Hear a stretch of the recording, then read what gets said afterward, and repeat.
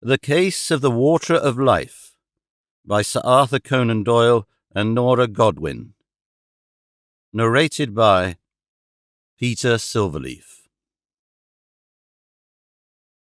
In the late summer of 1884, Sherlock and I were on a business trip to Scotland. Holmes had received a telegram with a new case and, to my surprise, promptly confirmed to take it. Though we were lacking information regarding this new case, Holmes only told me, "My dear Watson, our client seems to spare neither cost nor effort, and the case might turn out to be the challenge I longed for. Pack for a refreshing change in weather. We are going to stay in the northeastern foothills of the Highlands." Our 2-day journey began at 10 o'clock in the morning at King's Cross Station in London. The Flying Scotsman, a long-distance train that fully deserved its name, took us to the Scottish capital of Edinburgh in less than 8 hours. There we had to stop for a night. Our client had arranged for a comfortable stay at the Waverley Hotel, not far from the station of the same name on Princes Street, which divides Edinburgh more or less neatly into the southern part of the Old Town and the northern New part of town. On the second day, we also started out in the morning. The train ride to Aberdeen was not as fast as the prior and took about 3 hours. Meanwhile, Holmes was absorbed in chemical studies and taking notes, ignoring the breathtaking landscape and old ruins. Whenever I would dare to speak to him, he just stammered, "Discontinuous distillation," and his mind wandered off into his own universe again. As we arrived in Aberdeen, where I tried in vain to generate some enthusiasm for the gleaming silver granite architecture, or at least the tidal North Sea coast, we leisurely approached a side route to Dufftown, our actual destination. Finally, on the last miles of our long journey, Holmes was ready to discuss the status quo of the case. It was Mr. George Cowie, the somewhat elderly owner of the whisky distillery at Mortlach, who had asked for our assistance, especially from Holmes in the telegram, clarifying the urgency by making us a considerable offer. "Your optimism, Holmes," I explained. "In terms of a potentially profound case, I don't understand." So, Mr. Cowie received a threatening letter with the ultimate call to end his business. To me, that sounds like provincial petty-mindedness or hypocritical puritanism, mediating indirectly in a little joke. Holmes nodded. "All right, Watson. At first glance, this assessment may have a certain amount of speculative substance, but you should banish that kind of carelessness out of your head right now." Holmes actually tapped my baffled forehead with his right fist and continued, "Mr. Cowie takes the matter extremely seriously. His financial offer is underlining this. If it's really just a joke by the local religious fanatic or a confused moralist, that's fine by me. But I still expect more from this." "Yes, but what?" I asked. Holmes smiled. "Death and destruction, my dear Watson. A threatening letter promises nothing else. What a fantastic prospect for investigative entertainment." "Holmes," I said suspiciously, "are you sure that you are not under the influence of your cocaine solution again?" Holmes made a defensive gesture and shook his head. "Not necessary. There will certainly be sufficient spiritual substitution, my dear Watson." Following my own train of thoughts, I fantasized about a whiskey storage. Of course, though I knew that Holmes had spoken of his own thoughts, he had little left for Scotch. Sometimes he would have a glass of brandy, be it Spanish or French. Other than that, his habits did not include strong alcohol. Meanwhile, we finally approached our destination. Through the large window in the distance I saw, Dufftown and the very impressive 12th century castle ruin of Balvenie Castle, where once this area was ruled from. The town itself lies in a wide, evidently bowl-shaped valley traversed by the river Firich. The old Gaelic name Mortlach is nowadays only used by the distillery. Originally presumed to be a Pictish settlement, in the early Middle Ages it grew to become one of the first Christian settlements, which was also reflected in an interim episcopate. However, Dufftown's name has only been around for about 70 years. Esteemed veterans of the Napoleonic Wars, glorious triumphants of Trafalgar and Waterloo settled there, and the name changed after the 4th Earl of Fife, James Duff. Today, hardly more than 1,300 people live in Dufftown and the surrounding areas. Of course, Holmes was not impressed with my display of historical and demographic knowledge. "Fascinating," he said after my lecture. "Fascinating with what trivialities you burden your brain." A further discussion on the qualification and evaluation of priority, secondary and utterly useless knowledge, was ended before it even began, and the train entered the small Dufftown station. I hurried to gather our suitcases, because our next ride would soon depart to Inverness, where once Macbeth killed King Duncan, at least according to Shakespeare's oeuvre. As I was waiting with our luggage at the exit, Holmes rose from his seat with all ease as the train finally came to a standstill. Walking down the station to the narrow platform, a man of perhaps 45 years approached, seemingly a burly Highlander dressed in working clothes that did not really fit the situation. He spoke in a slight Scottish accent, which we had to get accustomed to at first. "Hello, gentlemen, Mr. Holmes and Dr. Watson," he asked directly, first extending his hand to me. For a second there I hesitated, put our suitcases to my right and left on the floor, and responded to the gesture. "Good day," I said, shaking hands with the gentleman. "I am Dr. Watson, and this is Sherlock Holmes, consulting detective from London." Holmes nodded, silently hinting that he would gladly forego any welcome formalities with physical touches, in his opinion a continental exaggeration. "My name is William Grant," the gentleman explained. "Mr. Cowie sent me to pick you up from the station." He took the luggage and turned around.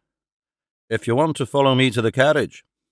The carriage, which stood a few meters away, was a one-horse-drawn carriage and was probably more used in an agricultural than transportation. Holmes ignored my reproachful look. With some difficulty, as the aftermath of my Afghan war injury still limited my mobility, I climbed into the back and leaned against our bags, while Holmes sat next to Mr. Grant on a rather improvised spot. While riding across the broad and gracefully designed Main Street, which was extremely bumpy due to the old, weathered, and ultimately just too big cobblestones, Mr. Grant finally started talking beyond the protocol. "I would never have thought that Mr. Cowie would actually hire a private investigator from London. Certainly this will cost him a lot of money." "An amount appropriate to my abilities," Holmes replied coolly. "But speaking of it, Mr. Grant, how does Mr. Cowie remunerate the self-sacrificing activity of his workforce?" "Honestly, we hardly need fixed staff," said Grant. "For the production of whiskey you need at first suitable barley, supplied by the farmers at the area with a manageable price. Second, of course, water of high quality, clean and clear. Concerning this matter, we are currently purchasing our own springs. Then you need a barn for the malting, barrels for the mash, and finally stills for the distillation. Once you have the infrastructure and technical equipment, making whiskey is not overly costly or labor-intensive. At last, of course, you will need a warehouse where the whiskey matures in oak barrels for at least 3 years. It does that voluntarily. In short, all you actually need is time, and only little casual workforce. In the end, what you pay for in whiskey is not the labor, but the time." Before I could call into question the poetic picture of purchased time that Grant had given us, by pointing to the latest state of economic science in the field for labor theory of value, Holmes dug deeper. "But you, Mr. Grant, you are permanently employed with Mr. Cowie's business, are you not?" Grant laughed. "Aye, Mr. Holmes, you could say so. I have been working for Mr. Cowie for 20 years. I am the distillery's production manager." Holmes raised an eyebrow. What exactly does this activity entail? Everything, Grant replied, both proud and tired. Without me, nothing works. I buy the raw materials, start the workers and work steps, supervise all the processes, maintain the technology, organize the sales, and take care of bookkeeping. And what is Mr. Cowie doing? Holmes asked. Grant thought for a moment and then smiled mischievously. I guess he's in charge, plus the burden of ownership. The carriage stopped after a short, bumpy ride in front of a slightly larger townhouse, within the sight of the striking clock tower of Dufftown. Here resided Mr. Cowie and received guests, whereas the distillery itself was a bit outside. Grant opened the front door. Apparently he had his own key for it, led us through a not too large anteroom and a corridor directly into the large salon. Here he asked us to wait for the arrival of Mr. Cowie. He himself said goodbye because he still wanted to check the storage today. With that, he left us alone for a few minutes. Holmes inspected the salon, its furniture and other decor, which I, for my part, could not find anything out of the ordinary. Uh-huh, I thought so, he said after a few seconds. I looked at him uncomprehendingly. What is it, Holmes? Holmes slightly cocked his head and began to lecture. Mr. Cowie is one of those petty bourgeois upstarts who slowly but surely overtake the landed gentry. Coming from a humble background, well-educated and endowed with capital for several years in the civil service, which provided him with the basis to start a business and live in acceptable prosperity. He has already outlived his beloved wife, and his son has successfully completed an academic education but is currently abroad. I turned around in a circle in order to recapitulate Holmes's observations, which was, of course, a futile attempt. Shaking my head, I capitulated. Where in God's name do you see all this? Child's play, my dear Watson, replied Holmes. Let's take a look at the furniture first. Pretty solid craftsmanship, not cheap, but by no means converging. They were bought at random without any sense of decor, typical of the newly rich bourgeoisie. As you can see, Mr. Cowie has little sense for art, literature, or the humanities.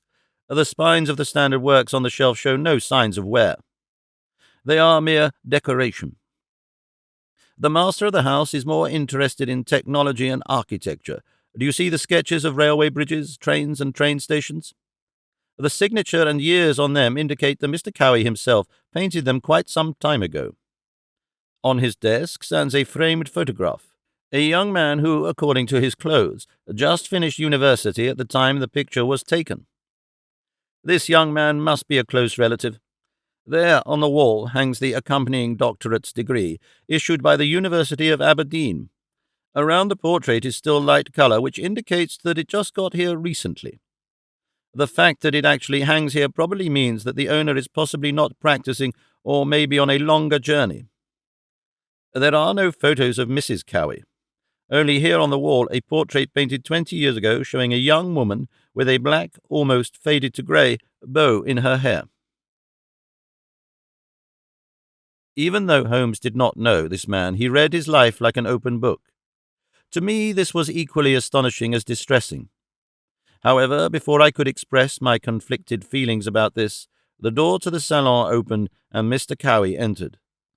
An old man with grey, thin hair, a broad, pointed moustache, in an old-fashioned suit, but by no means frail. He quickly walked towards us, greeting us and assigning us seats in 2 large armchairs. "Gentlemen, may I offer something to drink?" he asked promptly. "I would like a glass of water," replied Holmes, "but Dr. Watson here is an avowed fan of Scotch whisky."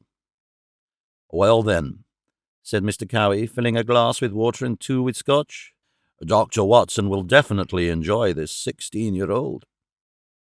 He gave us the glasses and sat down in the third of the 4 armchairs. "To our health," he shouted and lifted his glass. Holmes and I also lifted our glasses. However, while Mr. Cowie and I took a sip, Holmes placed his glass on the side table, the water in it remaining untouched. Drinking the whisky, I realized that Mr. Cowie indeed served us an extraordinary drink. I could have gotten used to this. There was a small pause as Mr. Cowie slowly panned his half-full glass back and forth. Then he rose again. "Do you know what it is? I mean, what it really takes to produce a perfect whisky tagged for years?" "Time," I responded, while reminiscing Mr. Grant's parable from our carriage ride. Mr. Cowie shook his head. "Oh, no. The time caught inside this whisky is merely past. I, however, am talking about the future." He lifted his glass again. "In my hand is pure life, an elixir of life in a comprehensive sense." This claim challenged me as a physician a little. But Mr. Cowie, as a doctor, I must point out that an excessive consumption of your elixir of life can lead to addiction, illness, and subsequently death." "Do not worry, Dr. Watson," Mr. Cowie replied. "My whisky is certainly not produced and sold to promote drunkenness. No, we stand in the noble tradition of ancient special knowledge that once was only passed on by Celtic druids orally from generation to generation. And they only knew too well what they had. Do you have any idea, Dr. Watson, what the word whisky means in the Celtic original?" "I must confess," I replied somewhat sheepishly, "my Gaelic is a little rusty." "The English word whisky," explained Mr. Cowie, "is derived from the Scottish Gaelic expression ushkaba, which means nothing but water of life." He took a sip to let his statement work, then continued, "I'm over 70 years old now, and my daily ration keeps me young, especially mentally, and I have a vision. Whisky will fill Dufftown and all the surrounding areas with new life. No, in fact, we do not have much here. The usual agricultural farming, which seems anachronistic and is barely worth it, and in the midst of it, the mining and production of building lime. A dirty business that is necessary for modern architecture, but is harmful to people and the environment. Dufftown's future, though, lies in whisky production. My plan is to make our city the whisky capital of Scotland, heck, all over Britain or perhaps all over the world. Flourishing landscapes, jobs, and prosperity. I have the plans to expand production sitting ready in my drawer. When my son Alexander, by the way, a colleague of yours, Dr. Watson, who is currently in Hong Kong, returns home, he will start putting those plans into action." Mr. Cowie paused and emptied his glass. He turned to Holmes, who until now had listened seemingly indifferent, or at least wordlessly. "Now, tell me, Mr. Holmes, who could object to our plans of making Dufftown suitable for the future? Who would threaten me with sabotage and ruin and seek to kill me?" Holmes was immediately wide awake. "Would you please show me the letter you received?" "Of course," Mr. Cowie answered. He took a twice-folded piece of paper from his breast pocket and handed it over to Holmes. Holmes then scanned the text, repeating certain passages out loud. "To the tyrants, last warning, closing the distillery, leaving the city, otherwise you will die." Holmes raised his head and looked at Mr. Cowie with a serious expression. "You acted properly by calling me. This is undoubtedly a serious matter, and it should be approached with all due care and precautions. Dr. Watson and I will begin our investigations immediately." Mr. Cowie nodded, satisfied. "Thank you, Mr. Holmes. The Mortlach distillery has been established in 1823 and existed for over 60 years. I joined the business in 1853 when I quit my job as an engineer of the North British Railways. Since 1867, shortly after the regrettable death of my wife, I am the sole owner. The story should not end abruptly, let alone through a violent death. In this case, Mr. Holmes, I would kindly ask you to hunt down my killer." "It would certainly be an honor and a pleasure for me," replied Holmes dryly, "but it will not come that far. I intend to stop the perpetrator in advance." After Mr. Cowie showed us our rooms, Holmes and my paths parted.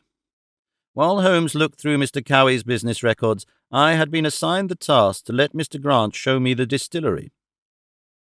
I have to admit that my personal interest in whisky is limited to the main product, whereas the production process and its technical details don't spark my enthusiasm as much. This fact had, by no means, escaped Mr. Grant in the course of the tour through the facilities. "Don't worry, Dr. Watson," he said with a wink. "We have already left the heart of our production behind with the still. Let's take a look at the warehouse and the bottling plant. From there on, the matter becomes a bit, more practical."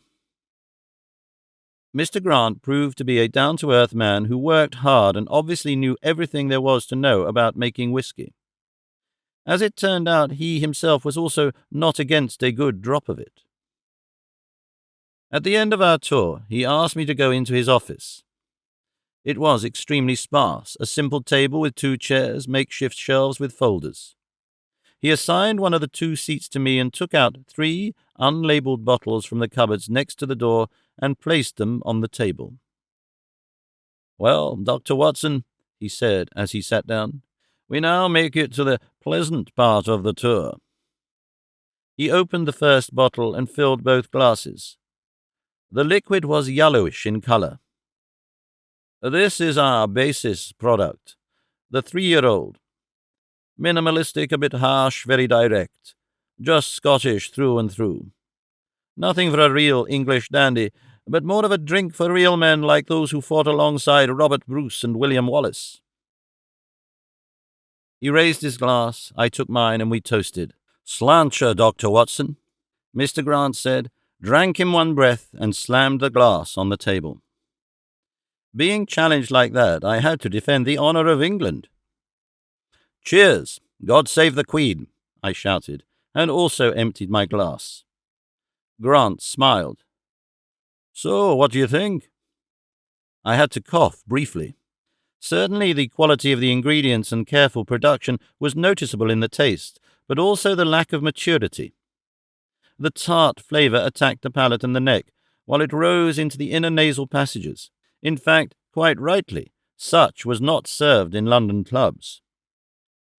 "Extremely invigorating," I said after I collected myself. Grant grabbed the next bottle. "Another one?" "Go ahead," I answered without hesitation. While Mr. Grant filled our glasses for the second time, I tried to steer the conversation into an appropriate direction. "Mr. Grant, you dodged that question on our first meeting. How do you assess Mr. Cowie's working conditions and the pay?" "If you keep this conversation between us," Grant began, "I'll tell you how I see it." I nodded as a confirmation as he continued. "I think that Mr. Cowie treats his workers ill and exploits them." Surprised by this assessment, I said, "I only met Mr. Cowie today, but I thought he was more of a philanthropist. He has big plans, wants to create jobs." Grant made a defensive gesture. "He wants to make a profit, the old bloodsucker." Again, he emptied his glass in one go, and I did not want to look inferior, so I followed his example. "A pretty strict view?" I said, gasping for air. "Would it be so bad if the distillery turned into a flourishing and larger business that many people in Dufftown and surroundings could live on?" Grant shook his head. "With the prices we pay for the barley, the farmers can hardly exist, and we already take a good 30% of the better harvest. The workers in the distillery all only have temporary contracts and are regularly without employment and income. That is the business model of Mr. Cowie." "But as a production manager, you help him to maintain this plan. Why?" I asked. Pouring his third glass, Mr. Grant answered, "That is true, Dr. Watson, but I also have plans. I save every penny I do not need to survive, and in 2 or 3 years I will be able to start my own business and open my own distillery." I was the first to raise glass. "To good fortune and success in your endeavors." We toasted and drank. "But Mr. Cowie would not like to lose his key employee," I continued, especially when he is about to compete with him. Grant nodded. Of course not. He wants a monopoly. He wants to control everything and everyone. Everyone should be dependent on him in every way. Did you know that Mr. Cowie used to be mayor of this town? I involuntarily had to laugh, and Mr. Grant got infected by that. But then he suddenly got serious again, locked the bottle with the 3-year-old and set it aside. Enough of that, he said. We should taste our 8-year-old now. He took the bottle, opened it, and filled our glasses. The contents were much darker this time, with a slight reddish tinge, almost coppery in colour. This is sort of our standard product, said Mr. Grant. The whiskey, after 8 years, has obviously taken on a lot of colour. He panned his glass. And just look how the whiskey hugs the glass edges, almost like a purring cat. I tried hard to spot the cat in my jar, but failed, and in the next moment I suddenly heard myself say, "Here, kitty, kitty." Mr. Grant, who had already started to drink, almost spilled his whiskey over laughter. "I like you, Dr. Watson," he said. We toasted again and drank the whiskey in one go. The mild softness of the 8-year-old enveloped the entire mouth and throat in cotton wool. Only the tip of the tongue seemed slightly stunned, while the throat was tickled by the cat's hair. I cleared my throat and started talking about the case again. "Well, Mr. Grant, you will have to admit that your opinion of Mr. Cowie makes you one of our suspects regarding this letter. Wouldn't you think so?" Without batting an eyelash, Mr. Grant poured a 5th glass. "Certainly, Dr. Watson. If I would succeed in damaging my future competitors, or even outright outdoing them, that certainly would be to my advantage, on the one hand. On the other hand, for now I am still dependent on Mr. Cowie. His salary payment is my starting capital, which is not enough so far. Even if my income is sparse, it will be enough in the foreseeable future for my purposes. Furthermore, as a manager, I am able to learn everything. No, Dr. Watson, I won't fry my golden goose rashly. That is why I've always behaved loyally and correctly towards Mr. Cowie." This was an undismissible argument. Analyzing Mr. Grant's last statement, I nodded. "Indeed, Mr. Grant, this is probably true." "Provided," Grant interrupted immediately, raising his right index finger, "always provided that I am telling you the truth. It could also be mere targeted misdirection." We looked at each other with a serious expression. Then both of us had to laugh and emptied the 5th glass. In hindsight, I can't deny that the alcohol already began to unfold its effects on me. Fraternizing, mood-enhancing, soon mentally retarding. "All right, Mr. Grant," I tried to interrogate him.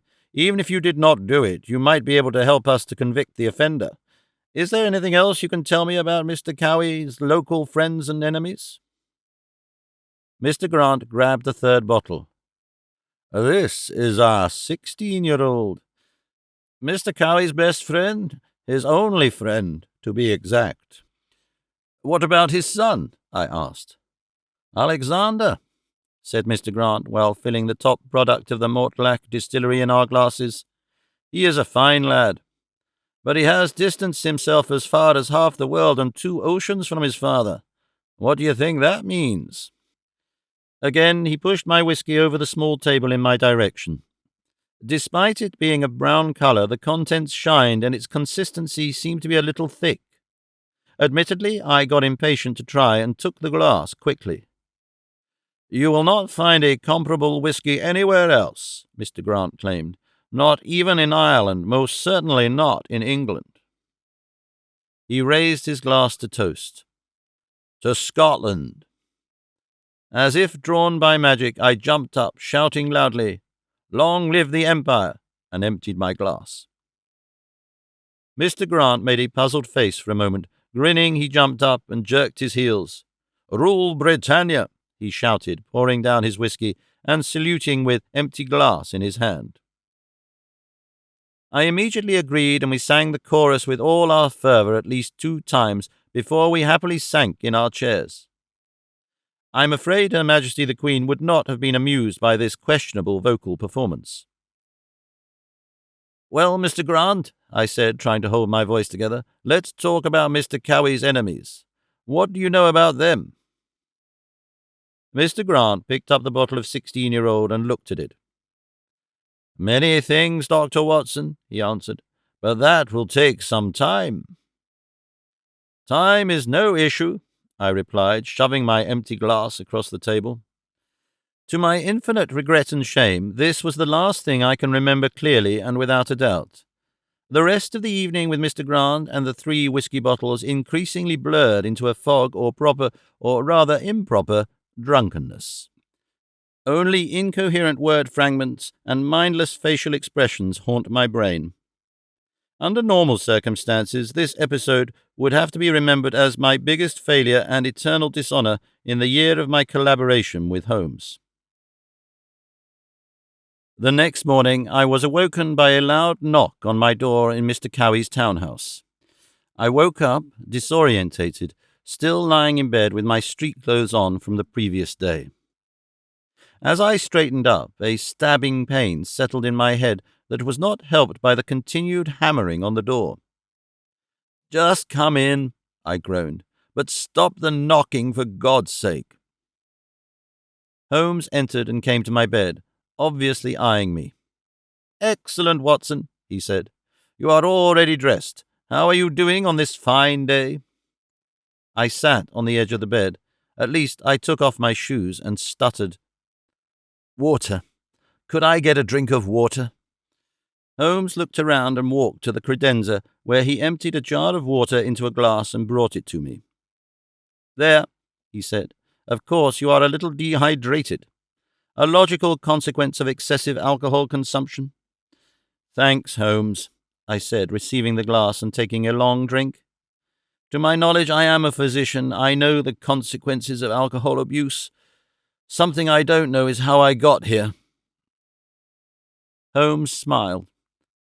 "Oh, Mr. Grant was so friendly to bring you here. Together we then brought you up the stairs and into your room." Slowly I became aware of the extent of my misconduct. I have rarely experienced a more embarrassing situation. "Listen, Holmes," I said with difficulty. "I want to make a full apology for my behavior. It is unforgivable and highly unprofessional. I hope you do not think too bad of me." "My dear Watson, you need to calm down," replied Holmes. "We shall rate your infantile escapades as a singular accident. However, your vocal talent—" He did not continue his sentence and only shook his head compassionately. I was expecting the worst. "I did not sing after all?" I asked, already suspecting the answer. Holmes smiled. "Something similar. You and Mr. Grant arrived here intoning the Scottish hymn Bannockburn's March. Apparently Mr. Grant turned you into a patriotic Scotsman in no time at all." I finished the glass of water to save time.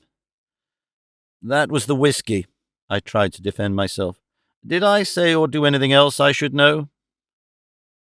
Suddenly Holmes became serious. "You don't remember?" "What do I not remember?"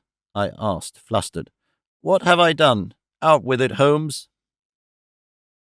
Holmes silently paced up and down the room twice, then came to a stand right in front of me again and looked at me vividly. "After we brought you upstairs and Mr. Grant said goodbye, you fell into bed. Whenever I was about to leave the room, you suddenly sat up and shouted, 'I solved the case. I know who did it.'" "You're kidding," I said. Holmes shook his head decisively. "Not at all. You insisted on having solved the case." "So?" I asked impatiently. "Who is the culprit?" "I have no idea," Holmes answered. "You were not able to tell me any more. You fell asleep instantly." Having no more memory of this insight, I was in absolute shock. "That can't be true. For heaven's sake, Holmes, did you not try to wake me up?" "Of course I tried," Holmes replied, "but in vain. You slept like a dead man. All you murmured was, 'Water. It revolves around water.' Does that ring any bells?" I thought about it intensely, but could not get anywhere. "Unfortunately, nothing." Well, that is utterly regrettable, Holmes replied. We will have to solve the case a second time.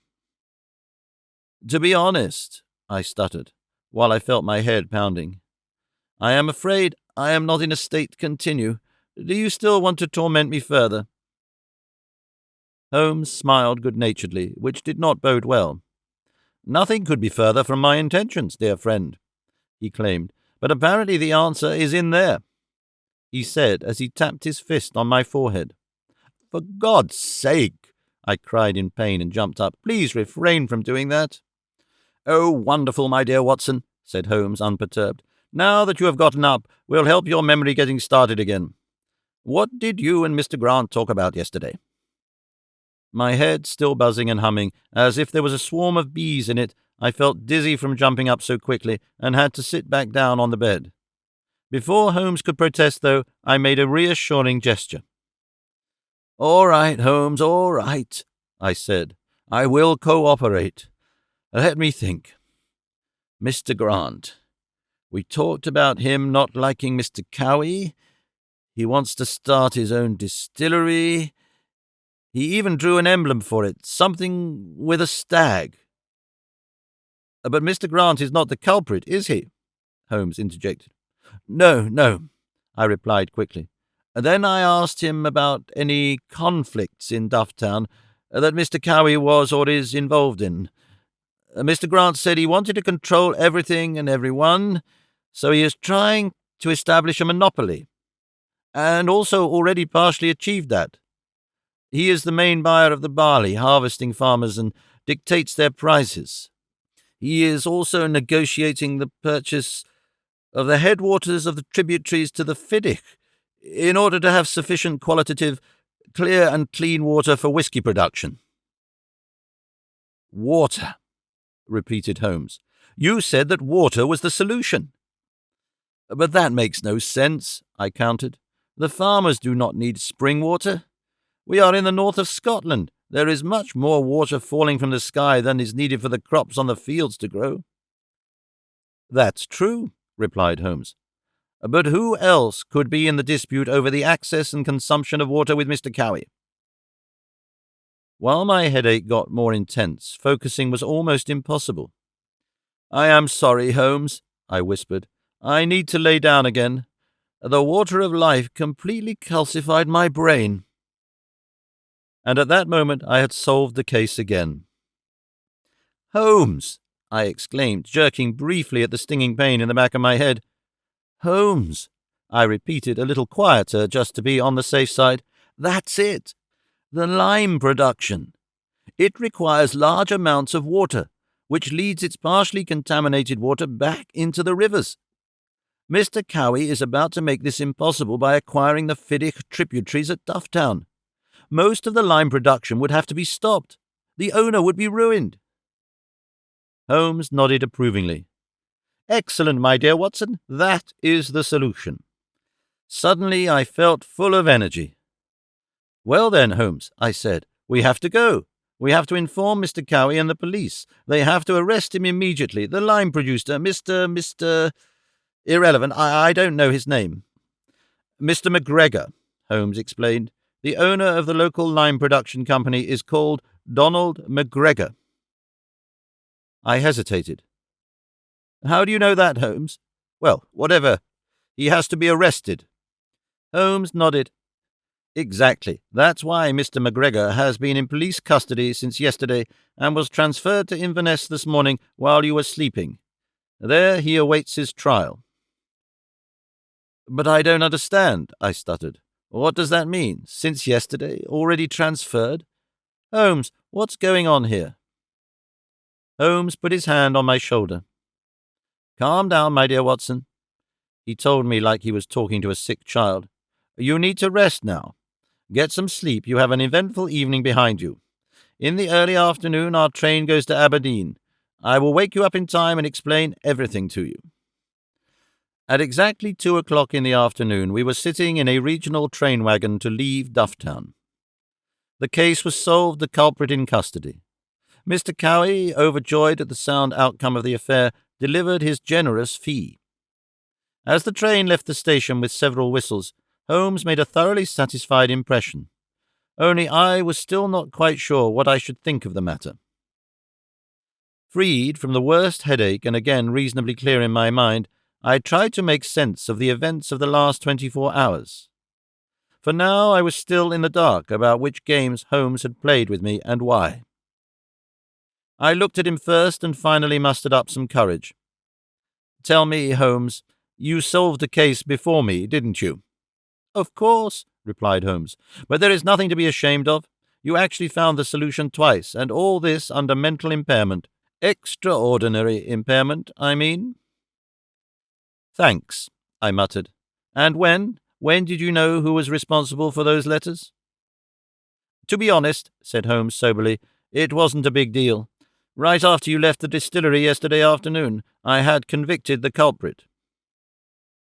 I had already feared something like that. My own efforts not to think of the slightly escalated whiskey tasting were completely in vain. "So, Holmes, how did you convict the perpetrator apparently within a few minutes?" "Well, Mr. McGregor has made it easy for me. Seemingly he is missing any talent for crime, which is somewhat disappointing. I simply looked at Mr. Cowie's business correspondences and, as expected, very quickly found some letters addressed to him which were, typographically, at the most striking points, very similar to the threatening letter. There was no need for a detailed graphological expertise. The matching letters were written and signed by Mr. McGregor, and thus he had written the threatening letter. When I confronted him with this fact in the late afternoon, he did not even try to deny it, and was arrested by the police without any resistance." "So simple!" I exclaimed. "When, my dear friend, did you want to fill me in?" Holmes shrugged innocently. "I'm telling you right now."